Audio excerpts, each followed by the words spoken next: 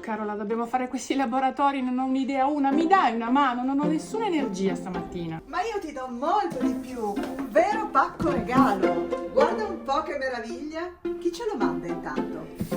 Qualità Parco APA, ma il Parco Alpi Marittime, dove noi siamo andati a passeggiare un sacco di Il volte. profuma di delizia.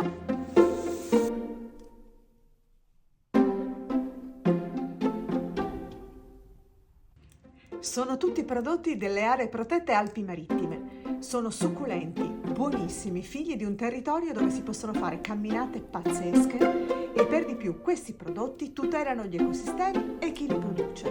Ma poi con un formaggio così, E con un miele così. hai voglia a fare laboratori?